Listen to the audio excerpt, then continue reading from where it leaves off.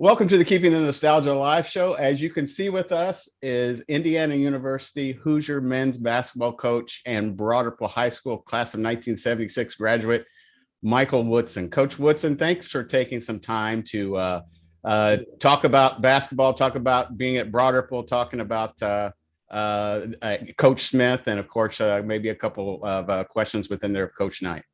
Okay. I'm more than happy to. When you first met Coach Smith, what did you think? What was your? Did you think, wow, this is going to be a little rough. This is going to be a little tough. Suck it up, or how did that go? Well, I met Smitty, my freshman year. Coach Partee was the freshman coach, and Smitty kind of set in on tryouts that year to see, what all the freshmen were looking like that year. And I made the freshman team, and he kind of followed us that year. We were a pretty good freshman team that year. We had a bunch of talent around the city that all kind of migrated to Broad Ripple that year. And then my sophomore year, I went out for the reserve team. And who was it? It was Van Meter, who was the reserve coach there at Ripple. Smitty set in on those tryouts, and I ended up making it. And then from there on, Smitty and I became kind of a partnership. The senior team that year was really good. And he played me like half the reserve games, made the reserve coach play me the first and second quarter. And then the third and fourth quarter, he made him save me for the varsity game, which I really never got to play, much because of the varsity team was really talented that year, until we got to the city championship rounds. And I ended up getting in the game at a critical time and threw a cross-court pass that cost the seniors the city championship as a sophomore.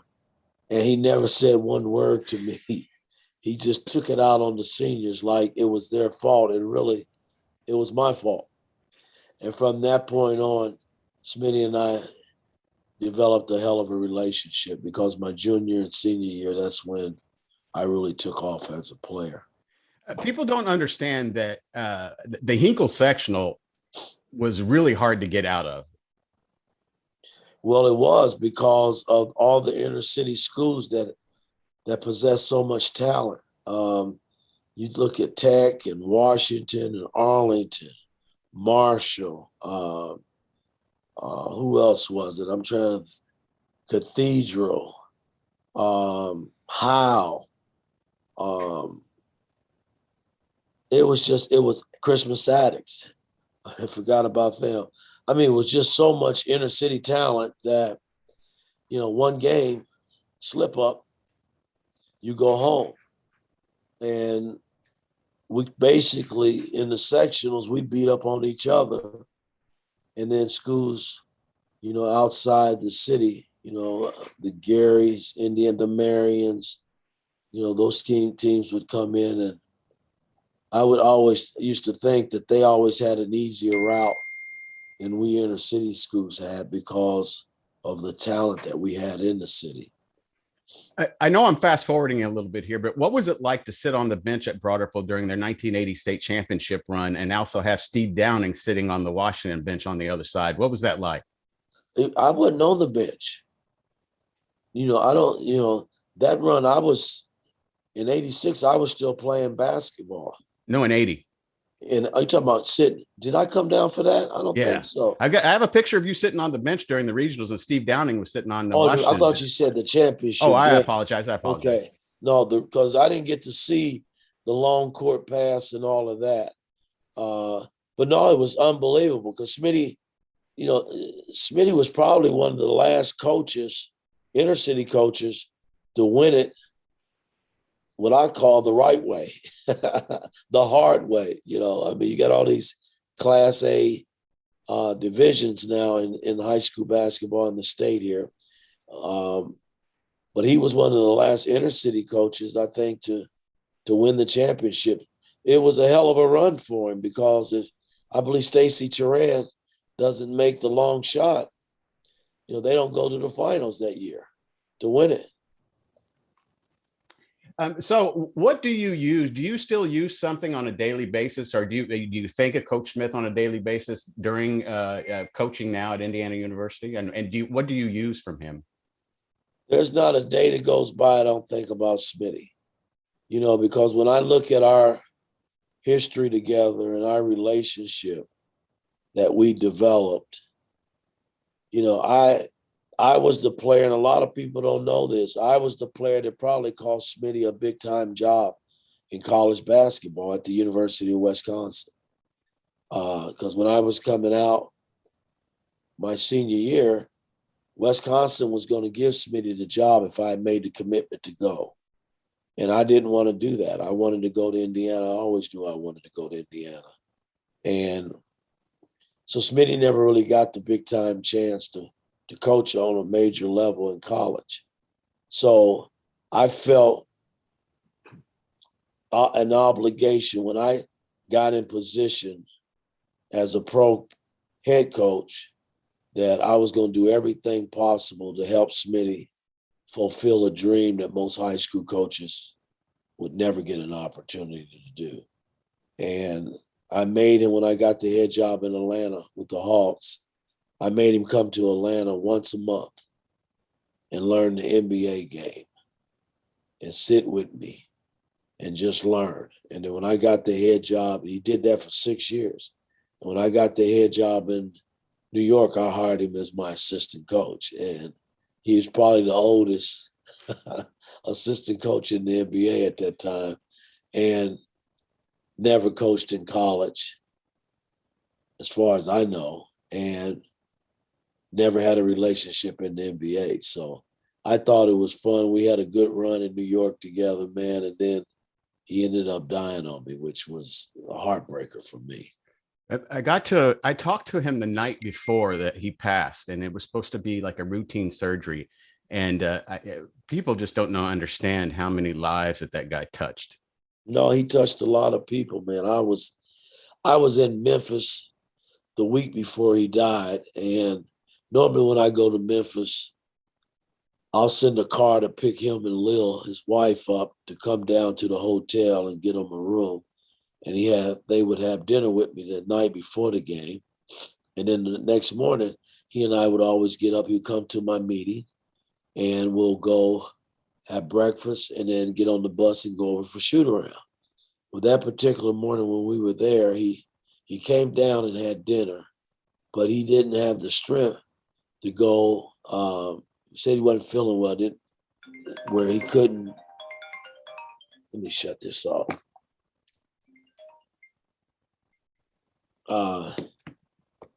He just didn't feel well to go to, and that wasn't like Smitty. So I said, well, just rest and then I'll come back and have lunch with you before the game. And I said, just get ready for the game, because he always goes to the game. And I came back and said he just didn't feel like it. And I went up to the room and kind of laid there in the bed with him, shooting the breeze with him. And then he decided not to go to the game. And we went on and played the game. And I called him after the game. And I took off and headed back to where I was going. And then the next week he died, so it was like I really got a chance to see him before he got away. But boy, he got away too soon, man, because he was a good man, good man. Did being coached under Coach Smith, and he was a father figure for many. I could go through stories. I know you were probably surprised to see a white guy sitting across from you to talk to during an interview that, has so many great things to say about Coach Smith and what he meant to me. But did his coaching style kind of prepare you a little bit of what you spent 4 years under Coach Knight with?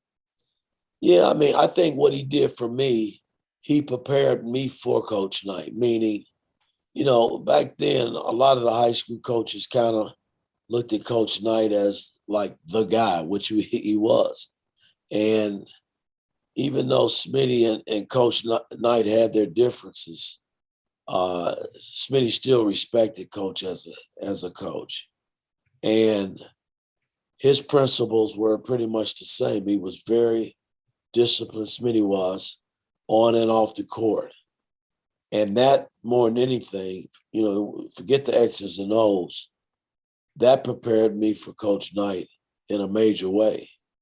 Because if you're not ready for that when you come here to Indiana and played for Coach Knight at that time, it could be a struggle for you. So in that regard, Smitty put me in a different light by disciplining me on and off the court and got me really prepared when I stepped foot here on campus to play for Coach Knight. I know basketball may occupy your mind 24/7, but when it's not, what does Coach Mike Woodson like to do in free time? Are you just really a basketball junkie? No, I spend a lot of time with basketball, but when I get away, my free time is basically with my family. If it's summertime, if I can sneak out and play golf, I do that. But I socialize a lot with friends. My daughters tease me all the time. They say, you just know too many people, based on that. And that's just my nature, man. I've been able to have a gift of bringing people together and building relationships. And that's kind of a signature thing for me. I run a big time golf program in Vegas where we bring a lot of people in, and it's just a good family atmosphere where guys can network and socialize, man. I'm big on that. If you look closely in the background, probably you don't have to, but people will see that there's a nice photo there from you that you sent my son, and we appreciate that. Yeah, you're very welcome. Yeah. So I know we're going to get the same cliches from you, but it's nice to start out the season 3-0. It is. I mean, again, we're a team that's trying to figure out how to win,